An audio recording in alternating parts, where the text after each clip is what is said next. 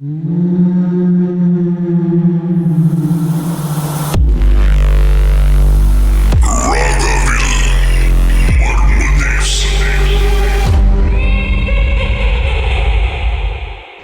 நடந்தது என்ன? 2022 கரெக்டா 5ஆம் மாசம் சம்திங் பெருநாள் வந்துச்சு. அப்புறம் அக்கா வீட்டுக்கு போயிருந்தேன். அப்ப அங்க போனோன்னா ரொம்ப நாள் கழிச்சுதான் அவங்க வீட்டுக்கு நான் போறேன். ஒரு 2 வாரம் லீவ் கிடைச்சி ராயாக்கு. அப்போ இதுக்குன்னு நான் போயிருந்தேன் அவங்க வீட்டுக்கு. போயிருந்தப்ப வீடு மாதிரி எல்லாம் போயிட்டாங்க. வீடு மாதிரி போனா புது வீட்டுக்கு. அப்பதான் காலை எடுத்து வச்சு என்ட்ரன்ஸ்ல போறேன். போனோடனே அவங்க மே மாடியில ஒரு உருவம் என்னை பார்த்துட்டு அப்படி உக்காந்துருச்சு. உட்காந்தோடனே எனக்கு அது பார்த்தோன்னே எனக்கு பயமா எதுவும் இல்லை. நான் பழக்கமாச்சு. இந்த உருவம் வந்து மனுஷ உருவமா இல்ல இது ஒரு மான்ஸ்டர் மாதிரி? மனுஷன் எப்படி இருப்பான் அதே மாதிரிதான் இருக்கும். ஆனா வந்து கண்ணக்காரன்னு கருப்பா இருந்துச்சு. ஆணு பார்த்தோன்னா டக்குன்னு உட்காந்துருச்சு. அப்போ கேட்டேன் மாமாட்ட, வீட்டுல எத்தனை பேர் இருக்கீங்க? இல்ல நானும் இது பிள்ளைங்க, அக்கா, அப்புறம் மாமாவோட அம்மா, அவ்வளவுதான். ஓ சரி. அப்ப மாடி மேல என்ன இருக்கு? அங்க ஏதாவது கோஷமா இருக்கா? ஏதாவது ஜாமான் வச்சுக்கீங்களா? அங்க யாராவது தங்குறாங்களா கேட்டேன். இல்ல அங்கெல்லாம் வந்து வேலை உள்ள ஜாமாதான், விரும்ப போய் ஏறி மேல பாருங்க. இல்ல பரவாயில்லன்ட்டேன். அப்புறம் திரும்ப கேட்டேன், மேல யாரும் இல்லையா? இல்ல அறவே இல்ல, ஒண்ணுமே இல்ல. அங்க வந்து வேலை செய்ய ஜாமான் மட்டும் தான் இருந்துச்சு, வேற ஒண்ணுமே இல்ல தவிர்த்து அப்படின்னு. அப்புறம் அவர் சொன்னான்னா சரி என்ன விட்டுட்டு போயிடுச்சு. எல்லாம் கொண்டாடி முடிச்சு எல்லாம் வந்துட்டு கரெக்டா இந்த வருஷம் 2023 இந்த வருஷம் பிறநாளுக்கு முடிஞ்சு கரெக்டா வந்து எனக்கு போன் அடிக்கிறாங்க.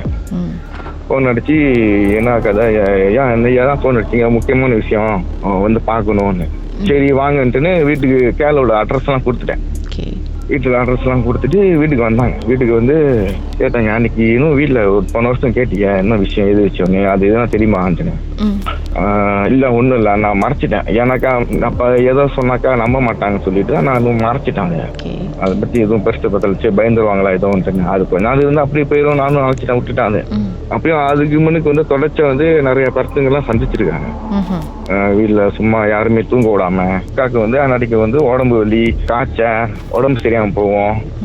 எதுவுமே சாப்பிடும்போது வயிறு வந்து ரொம்ப உப்பசமா இருக்கும். அப்படி இது மாதிரி ஒரு பெரிய கட்டத்துல இருந்தாங்க. அப்புறம் போக இந்த பிரச்சனை சொல்ல அப்ப கேட்டேன், ஏன் இப்ப திடீர்னு இது மாதிரி கேட்டீங்கன்னு கேட்டதுக்கு, இல்ல இது மாதிரி அக்கா வந்து கனவு கண்டு இருக்கு, உன்னையும் பாட்டியும் வீட்டுக்கு வந்து ஏதோ வந்து சொல்ற மாதிரி இருந்துச்சு, அதுக்குதான் வந்து கனவு கண்டாங்க அப்படின்னு.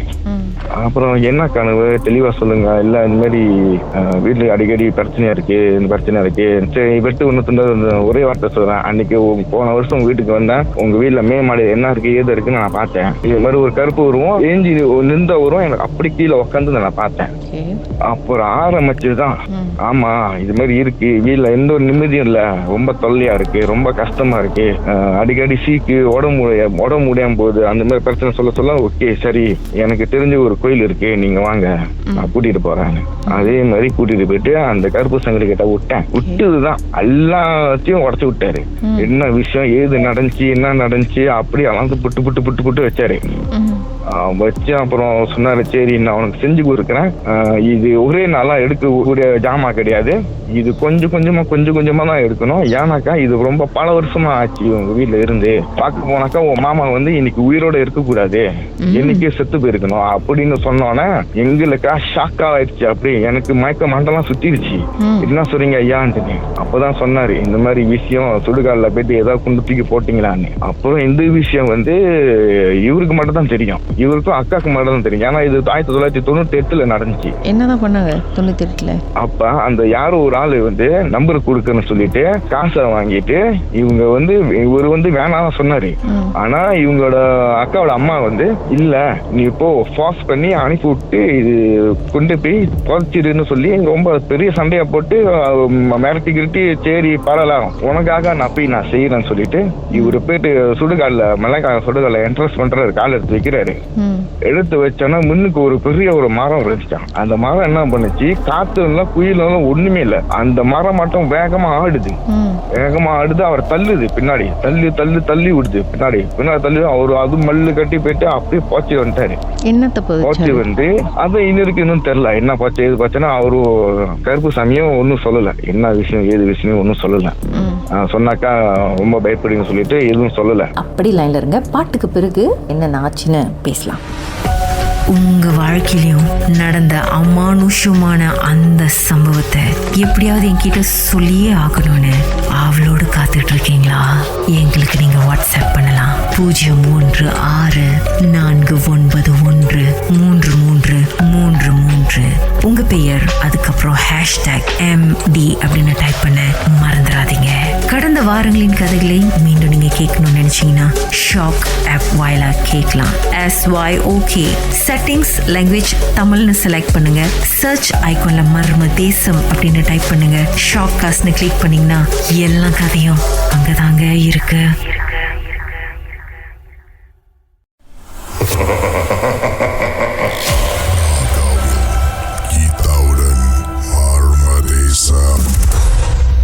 ராகவில், இது மர்ம தேசம். சொல்லுங்க சார், அதுக்கப்புறம் என்ன நடந்துச்சு? அந்த கொண்டு போச்ச விஷயம் வந்து இன்னைக்கு வரைக்கும் அதுக்கு பாதிப்பு இருக்கு. ஏன் உயிருக்கு ஆபத்து வரலன்னு சொன்னாக்கா, அவரோட மாமாவோட அப்பா வந்து ஒரு செத்து வச்சு விளையாடுறவர் தான் அவரு. பல பேருக்கு வந்து நிறைய விஷயம் காப்பாத்தி விட்டுருக்காரு. மந்திரிச்சு நல்லது செஞ்சிருக்காங்க. அப்ப அந்த ஒரு நல்லது புண்ணியம் தான் இவரை காப்பாத்தி இருக்கு. இப்ப இந்த விஷயம் வந்து இன்னைக்கு இங்க வந்து சொல்றப்ப அவரே எல்லாத்தையும் சொல்லிட்டாரு. நீ இந்த மாதிரி இருக்க காரணம் வந்து உங்க அப்பானாலதான் இன்னைக்கு உயிரோட இருக்க, இல்லாட்டி இன்னைக்கு எப்படி செத்து போயிருப்ப நீ. அப்புறம் அதெல்லாம் கொண்டு போயிட்டு எல்லாம் செஞ்சு இந்த ஒரு அளவுக்கு பாதி எடுத்தோம். அன்னைக்கு இது இப்பதான் 2 நாள் முன்னுக்கு அவர் வீட்டுக்கு போயிட்டு இருந்தேன். ஒரு முக்கியமான ஈவென்ட் இருந்துச்சுனால எதார்த்தமா தான் எனக்கு கூட்டிட்டு போனாரு வீட்டுக்கு வாங்க. அப்ப நான் எதார்த்தமா தான் போனேன். போயிட்டு இருந்தோன்னே அப்புறம் ஒய்ஃபுக்கு வந்து கண்ணுக்கு தெரியும், அவங்களுக்கு எதா இருந்தாலும் கண்ணுக்கு தெரியும். சின்ன வயசுல இருந்து அவங்களுக்கு தெரியும் அவங்களுக்கு. அப்ப எனக்கும் இந்த இடைவெளி விஷயம் தான் தெரிஞ்சனால எனக்கு தெரிஞ்சிச்சு ராசா இருக்கு என்ன இருக்குன்னு. அப்ப நான் எதுவுமே சொல்லல அவட்ட. எனக்கு சொன்னாக்கா அப்புறம் அக்கா வந்து பயப்படும். அப்ப அதனால எதுவுமே சொல்றது இல்லை. அப்புறம் இது கிட்ட சொன்னோன்னா இது கொண்டே வந்து வெளியே ஏஞ்சி போயிடுச்சு. ஏன்னா அந்த உருவத்தை பாத்துருச்சு இது எப்படி இருக்குன்னு. இது இப்ப 2 நாள் முன்னுக்கு. என்னது 2 நாள் முன்னுக்கு மறுபடியும் பாத்தாங்களா? அது முண்டம் தலை இல்ல, உடம்பு மட்டும் தான் இருக்கும். ரொம்ப வாட்டு சட்டமா இருக்கும். நீங்க பாக்கல, உங்க ஒய்ஃப் பாத்துருக்காங்க. அவங்க பார்த்தாங்க. அவங்க வந்து மாமா பக்கத்துல நிக்கிறது பார்த்தாங்க. நான் வந்து உணர்ந்துட்டேன் அது விஷயம் இங்க இருக்குன்ட்டுன்னு. ஏன்னா எனக்கு வந்து ஒரு மாதிரி காட்சி மாதிரி தெரியும், ஒரு மாதிரி படம் மாதிரி தெரியும் எனக்கு. அது மாதிரி விஷயம் மாதிரி கண்ணு முன்னுக்கு அப்படியே வந்து போவோம் எனக்கு. நான் சம்டைம் பார்த்தேனாக்கா அது ரொம்ப ஆபத்தாதான் இருக்கும்னு சொல்லிட்டு நான் வந்து அது கட்டுக்கட்டேன். அப்ப இவங்களுக்கு மட்டும் தெரியும், இவங்களோட கண்ணு வந்து கட்ட முடியாது. ஓகே, ஸோ அதை பார்த்ததை நீங்க சொல்லல அக்காட்ட, மாமாட்டியும்? நான் சொல்லல. அப்புறம் வீட்டுக்கு இங்க வந்த பிறகு காலையிலேயே போன் அடிச்சு மாமா கேட்டாரு, வீட்டுல எதுவும் இருக்கா அது பாத்தியான்ட்டு. இது மாமா சொல்றீங்கன்ட்டு. இல்ல அதான் அன்னைக்கு இடையில இந்த மாதிரி பிரச்சனை இருந்துச்சா. ஓ அதெல்லாம் ஒன்றும் இல்லை, கவலைப்படாதீங்க, அதெல்லாம் சரியாச்சுன்னு சொன்னேன். எல்லாம் அப்பயே ஒன்னு கேட்டாரு, நீ சொல்லு, உண்மை சொல்லு, ஏன்னா எனக்கு தெரியும், உனக்கு தெரியுது. ஏன்னா நீ வீட்டுல இருக்கிறப்ப உன் நடவடிக்கை நான் பார்த்தேன், நீ எப்போதும் இருக்கிற மாதிரி இல்ல. நீ இன்னும் கொஞ்ச நேரம் இங்க உட்கார, கொஞ்ச நேரம் அங்க உட்கார, இடம் மாதிரி உட்காடுற, எனக்கு தெரியுது. ஏன்னா உன் கூட உள்ளவங்க வந்து உனக்கு காட்டுறாங்க இருக்குன்ட்டு. ஆனா எனக்கு தெரியுது, நீங்க உண்மையா சொல்லுன்னு. அப்ப சொன்ன ஆமா அது இன்னும் இருக்கு, பட் அதோட பல்லு போடுங்க பாம்பு மாதிரி தான் அது. அதனால உங்களுக்கு இப்போதைக்கு எந்த ஆபத்தும் வராது. அது எப்படி உங்களுக்கு தெரியும்? ஏன்னா முத அவங்க வீட்டுக்கு நான் போறப்ப அந்த தாக்குதல் வந்து எனக்கு உடம்புலாம் மாற ரொம்ப எரியிற மாதிரி இருந்துச்சு. வீட்டுல உட்கார முடியாம ரொம்ப எரியிற மாதிரி இருந்துச்சு. அதிகமா கோவம் வர மாதிரி இருந்துச்சு. ரொம்ப அதிகமா கோவம் வர மாதிரி இருந்துச்சு. அப்ப அந்த விஷயம் வந்து இப்ப இல்ல. ஏன்னா இப்ப நான் போறப்ப எனக்கு ரொம்ப சந்தோஷமா தான் இருந்துச்சு. ஒரு மாதிரியா உன்னால ஒண்ணும் செய்ய முடியாது அப்படிதான் ஒரு இது மாதிரி இருந்துச்சு. இப்போ பார்த்த இடத்துல என்ன சொன்னாங்க? ஜனக்கா இப்போதைக்கு வந்து அதோட இது வந்து என்னது கீரை வந்து அது ரொம்ப ஸ்டார்ட் பண்ற விஷயம் வந்து அடக்கியாச்சு. ஏன்னா இவரு பார்த்து அன்னைக்கு ராத்திரி வந்து இவரை பார்த்து முடிச்சு வீட்டுக்கு கால் எடுத்து வச்ச கடை அவங்க வீட்டுல வந்து ஒரு ஜாமான் வந்து பாத்ரூம் இருக்கு. ஏன்னா அந்த பாத்ரூம் வந்து சுத்தி செவரு எல்லாம் கான்கிரீட் கல்லு போட்டு தான் செஞ்சு வச்சிருக்கேன். ஆனா அந்த டிஷ்யூ பேப்பரை மட்டும் மடிச்சு வச்சு பாத்ரூம் மட்டும் அழகா அப்படியே கிடக்குது, எந்த ஒரு சேதாரமா அழகா கிடக்குது பாத்ரூம்ல. இது எங்க இருந்து வந்து சின்ன என்கிட்ட கேட்கிறாரு. எது அந்த டிஷ்யூ பேப்பரா? Tissue paper. ஏன்னா அந்த டிஷ்யூ பேப்பரை தான் அந்த மனசனோட எலும்பும் அந்த சாம்பலும் போட்டு அனுப்பி விட்டு வச்சிருக்காங்க அவங்க வீட்டுல பகுச்சி. அப்ப அது எடுத்து இவர்கிட்ட பார்த்ததோட இவர் அன்னைக்கு அந்த சாங்கியம் செஞ்சு முடிச்சதோட அந்த டிஷ்யூ பேப்பரோட இது வந்து அந்த செலோ டேப்ல சுத்தி அந்த பாத்ரூம் கலந்து வழக்கமாக எடுத்து கூட்டுறாங்க. அது அப்படி நவரு முடியல. அப்புறம் கொஞ்ச நேரம் வச்சு நல்லா குச்சி வச்சு நவுத்தணும் தான் அது நவுந்து கீழே வந்து சொன்னேன் கொண்டு போய் எரிச்சிருங்கன்ட்டு. கொண்டு எரிச்சோன்னே தான் வீடு கொஞ்சம் நாள் அமைதியா இருந்துச்சு. அந்த டிஷ்யூக்குள்ளார என்ன இருந்துச்சு? அந்த டிஷ்யூக்குள்ள வந்து எனக்கு தெரிஞ்சு உள்ளுக்கு வந்து சாம்பலும் ஒரு எலும்பு மட்டும் எனக்கு தெரியுது.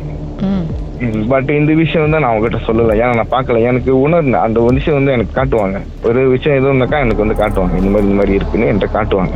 அப்போ அந்த டிஷ்யூ பார்த்தோன்னா தெரிஞ்சிச்சு, உள்ளுக்கு வந்து ஒரு சாம்பல் தெரியுது, ஒரு எலும்பு தெரியுது, அவ்வளோதான். உங்க கண்ணுக்கு தான் தெரியுது, மற்றவங்க கண்ணுக்கு வெறும் சாம்பல் தான் தெரியுது. எனக்கு தெரியுது. அது வந்து சொல்றாங்க என்கிட்ட வந்து காதல் வந்து சொல்றாங்க, இந்த மாதிரி இவளுக்கு வந்து இதான் இருக்கு, இந்த விஷயம் தான் இருக்குன்னு, இது மட்டும் தான் இருக்குன்னு என்கிட்ட காட்டினாங்க. மற்றபடி எதுவுமே என்கிட்ட இல்லை. அது கொண்டு போய் எரிக்க மாட்டேன்னு சொல்லிட்டாங்க. அப்படி கொண்டு போய் எரிச்சிருங்க, ஒன்றும் இல்லைன்னு.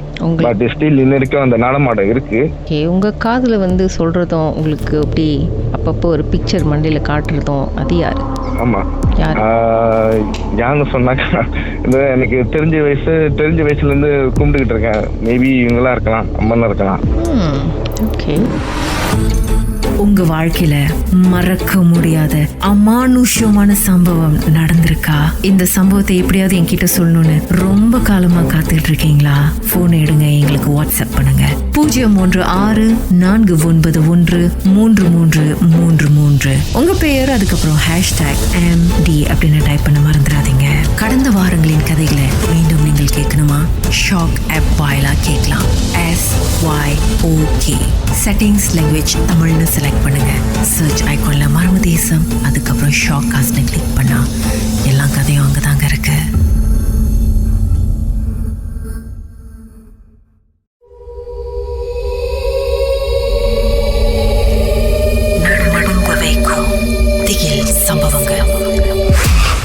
நடந்தது என்ன திரு தாமஸ்?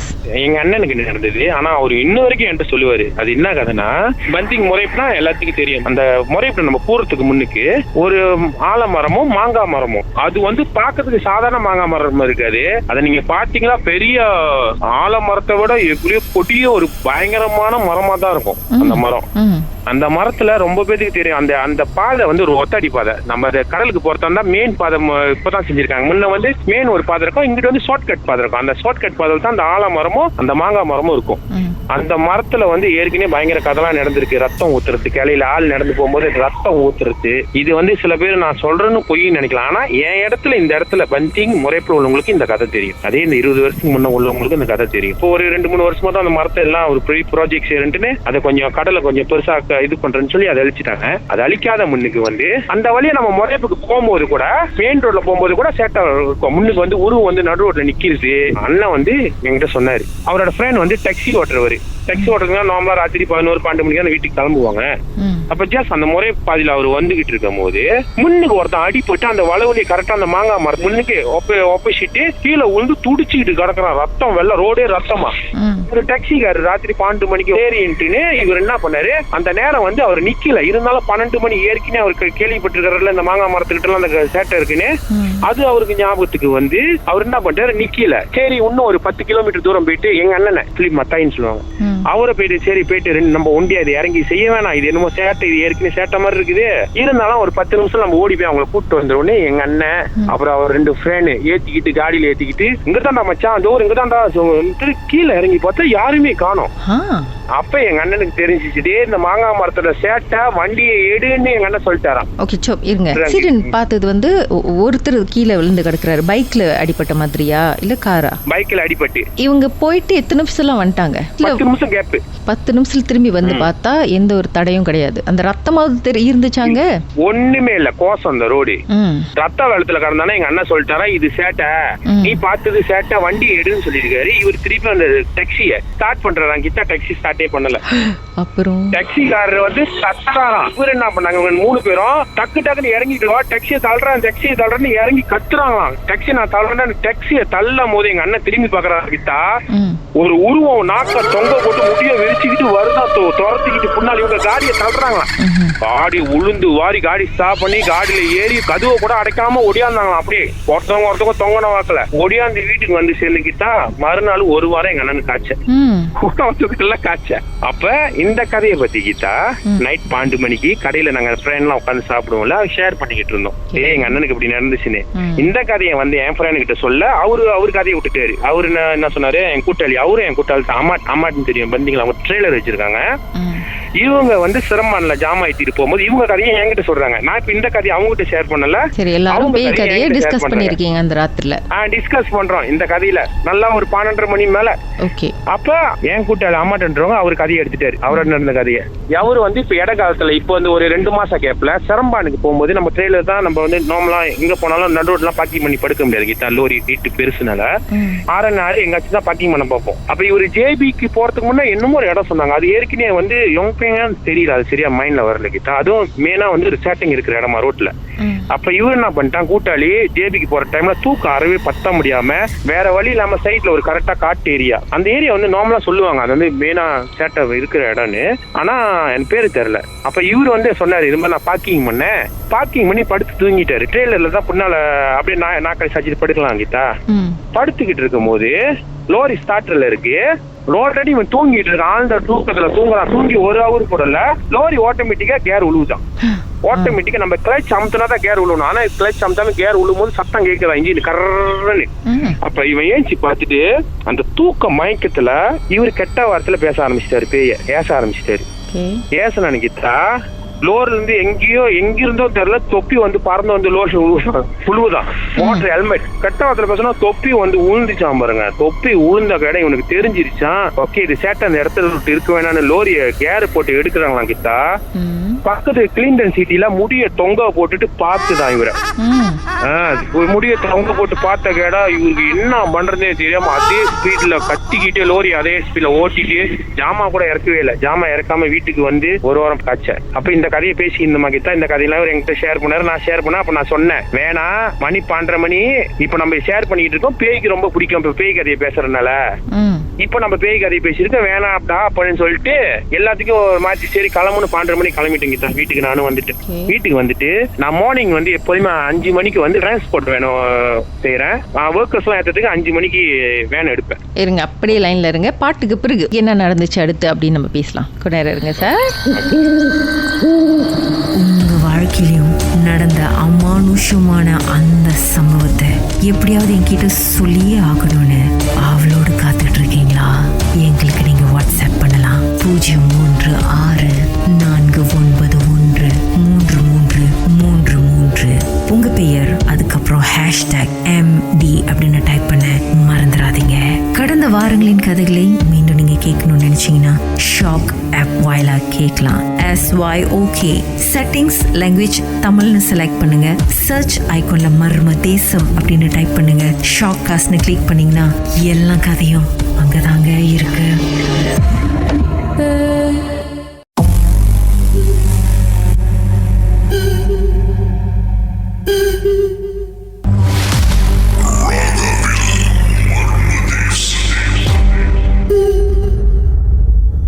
திரு தாமஸ் அவருக்கு நடந்த ஒரு சம்பவத்தை நம்மோடு பகிர்ந்துகிட்டு இருக்காரு. அவங்க ஃப்ரெண்ட்ஸோட உட்காந்து அவங்க வாழ்க்கையில நடந்த பேய் கதைகள் அனுபவங்களை பத்தி பேசியிருக்காங்க, அதுவும் நடு ராத்திரில. அதுக்கப்புறம் சரி இதை பத்தி பேச வேண்டாம் கிளம்பிடலாம் சொல்லிட்டு போயிட்டாங்க. அதுக்கப்புறம் சொல்லுங்க திரு தாமஸ், என்னதான் ஆச்சு? ஓகே, அதுக்கப்புறம் நான் கிளம்பி வந்துட்டேன். காலையில மார்னிங் வந்து நான் டிரான்ஸ்போர்ட் ஆள் ஏற்றதுக்கு 5 மணிக்கு ஏஞ்சி ஆகணும். அப்ப என் வீட்டு முன்னுக்கு வந்து அந்த காட்டு ஓரம் தான் எல்லாம் பார்க்கிங் பண்ணியிருப்பேன். இருட்டா இருக்கும் பார்க்கிங் பண்ணி, என்னோட லோரி வேனு இதெல்லாம் பக்கத்துல தான் பார்க்கிங்ல வச்சிருப்போம் எகித்தாப்ல அந்த காட்டு சைடு. அப்ப நான் அங்கதான் போயிட்டு ஸ்டார்ட் பண்ணி விடணும் வேனை. அப்ப நான் என்ன பண்ணேன், காலையில ஏஞ்சிட்டு ஒரு 5 மணி போல இருட்டு, சரியான இருட்டு, போய் வேனை நான் ஸ்டார்ட் பண்ண போறேன். கிட்ட என் வேன் பக்கத்துல தான் என்னோட 3 டன் லோரி நிக்கும். பக்கத்துல கதவு திறந்தா 2 கதவு இடிக்கிற மாதிரி. என் வேனை நான் கதவை திறக்க போறேன், ஓன் ஒரு பயங்கரமான அலறல் சத்தம், ஓன் சத்தம். நான் வந்து லோரி லெஃப்ட் ஹேண்ட் சைடுக்கு நான் ரைட் ஹேண்ட் சைடு வந்து கதவு திறக்க போறேன். அப்ப அந்த பயங்கரமான சத்தம் கேட்டானா நான் எட்டி பாக்குறேன், என்னடா இந்த நேரத்துல யாரு ஓன் அடிக்கிறா இங்கிட்டு வந்து. சரி கதவை திறப்புன்னு சொல்லி வேனை கதவை திறந்து ஸ்டார்ட் பண்றேன். கீதா ஸ்டார்ட் பண்ணும் போது லைஃபா திருப்பும் ஓன் சத்தம், அலற சத்தம். பார்த்தா எனக்கு பக்கத்துல இருக்கிற என்னோட லோரி ஓன் அடிக்குது. ஓனு வாட்டி அடிச்சிச்சு, அதை நான் அலட்சியமா எடுத்துக்கிட்டேன். சரி யாரும் எங்கேயும் அடிக்கிறேன். 2வது லைஃப்ல என்ன பக்கத்துல அடிக்குது. நான் பக்கத்துல லோரி பக்கத்துல நிக்கிறேன், அடிக்குது. வேனை ஸ்டார்ட் பண்றேன், வேனை ஸ்டார்ட் பண்ணவே மாட்டேன்ருச்சு. டக்குன்னு என்ன பண்ணேன், எனக்கு மனசு ஒரு மாதிரி கருக்குன்னு பண்ணேன். சாவி எடுத்துட்டு லோரி நான் பக்கத்துல நிக்கிறேன், அப்படியே அதிர்ச்சியா நிக்கிறேன் கிட்டா. அப்ப அந்த லோரியை விட்டு எட்டா போறேன், ஆட்டோமேட்டிக்கா ஓன் நின்றுச்சு, ஓன் அடிக்குது. ஓகே எனக்கு தெரிஞ்சிச்சு. ஓகே ராத்திரில பேசின கரையை வந்து இப்ப வந்து நம்ம கிட்ட காட்டுறாரு இவரே அப்படின்ட்டுன்னு என்ன பண்ண, அங்க நிக்கவே இல்லை. லோரி உள்ள யாருமே இல்ல. லோரி வந்து ஒட்டாம அடிக்குது. நான் கிட்ட நின்ன வரைக்கும் அடிச்சிச்சு. நான் எட்டா போயிட்ட கடை நின்றுச்சு. அப்ப நான் என்ன பண்ணேன், துருசா வீட்டுக்கு வந்துட்டு என் ஒய்ஃப் எழுப்பி இது மாதிரி நடந்துருச்சு அப்படின்னு. அவங்க சொன்னாங்க, நீங்க விளையாடாதீங்க அப்படின்னு. ஏன்னா நான் இது வரைக்கும் நான் அப்படி அந்த வந்து அப்படி இந்த நடந்ததே இல்லை எனக்கு லைஃப்ல. விளையாடாதீங்கன்னு சொன்னாங்க. சரி நானும் என்ன பண்ணேன், நீங்க வாங்க, நீங்க கொஞ்ச நேரம் வாங்கன்னு சொல்லி ஒய்ஃபை கூப்பிட்டு வந்து அவங்கள நான் ப்ரே பண்ணுங்க அப்படின்னு சொல்லி அந்த வேன்ல வச்சு கை வச்சு ப்ரே பண்ணுங்க சொன்னானே. எனக்கு அந்த பயத்துல லோரி ஒரு அடி அடிச்சேன் கையில அடிச்சுட்டு. அப்ப அவங்க ப்ரே பண்ண கையில என்ன பண்ணேன், அதுக்கப்புறம் வேனை ஸ்டார்ட் பண்ணிடுச்சு. டக்குன்னு என்ன பண்ணேன், அதை ஸ்டார்ட் பண்ணிட்டு என்ன பண்ண, லோரியும் கதவு திறந்து பயந்துகிட்டே அவங்க தான் அவங்க ஒய்ஃப் ப்ரே பண்ணிட்டாங்கன்னு ஒரு தைரியத்துல லோரி என்ன பண்ணிட்டேன், அந்த அதே விடிகால் 5 மணிக்கு ஸ்டார்ட் பண்ணி விட்டுட்டேன்.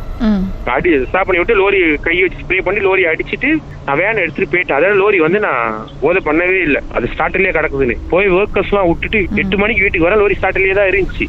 அப்ப நான் என்ன பண்ணேன், ஒருவேளை லோரி உண்மையாலுமே ப்ராப்ளமா இருக்குமா, வயரிங் ப்ராப்ளமா இருக்கும், இது வரைக்கும் வச்சது இல்லை என்னோட புது லோரி. அப்ப அது மாதிரி ப்ராப்ளம் வைக்க வாய்ப்பு இல்லை. பக்கத்து மலாய்க்கார சொன்னாங்க, உங்க லோரி இன்னும் காலையில ஸ்டார்டர்ல இருக்குன்னு. ஆமா நான் தான் ஸ்டார்டர்ல வச்சுன்னு அவர்கிட்ட கூட கதையை சொல்லாம என்ன பண்ணேன், லோரில நான் உட்காந்து ஓன் அடிக்கிறேன் கிட்ட ஒரு 1/2 hour ஓனே அடிக்க மாட்டேது. நான் அடிக்கிறேன் ஓனே அடிக்கல. ஓகே எனக்கு டவுட் வந்துருச்சு, ராத்திரில எப்படி 2 வாட்டி ஓன் அடிச்சிச்சு, இப்ப நான் கை வச்சு ஓன் அடிச்சதுக்கு ஓன் அடிச்சிருக்கணும், இப்ப ஓன் அடிக்கல. எனக்கு டவுட் வந்துருச்சு. நானே அந்த லோரியை வயரிங் கடைக்கு எடுத்துட்டு போயிட்டேன்.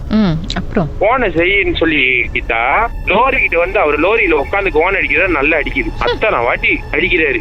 எனக்கு நம்பிக்கை இல்லாம 1 மணி நேரம் லோரி அங்க போட்டு திருப்பி டெஸ்ட் பண்றான், அடிக்கிறான். சொன்னா ஓகே இல்ல அவுமியா லோரி பருமியா லோரி அப்படின்னு சொல்லி ஓகே எனக்கு தெரிஞ்சிச்சு. ராத்திரி உள்ள சேட்டை நீங்க நடந்திருக்கே, இனிமே இப்படி ஒரு பேய் கதையே பேச வேணான்ட்டுன்னு வண்டி எடுத்துட்டு வீட்டுல வந்து போட்டேன். இன்னி வரைக்கும் எந்த பிரச்சனையுமே இல்ல கிட்டா. இப்ப கூட இந்த பேய் கதை சொல்றதுனால திருப்பி எது சேட்டை வருமானு ஒரு பயமா இருக்கு. அப்பதான் தெரிஞ்சிச்சு ஓகே இவரு பேசினா ஃபாலோ பண்ணி வீட்டுல வந்துட்டாரு. அதுக்கு முன்ன கிட்டா இன்னொன்னு என்னன்னா, இந்த சேட்டை நடக்குது நான் ராத்திரி 12:30 மணிக்கு வீட்டுக்கு வந்தல, வீட்டுக்கு நான் வந்து இந்த கதையெல்லாம் பேசிக்கிட்டு இருந்தோம் கடையில.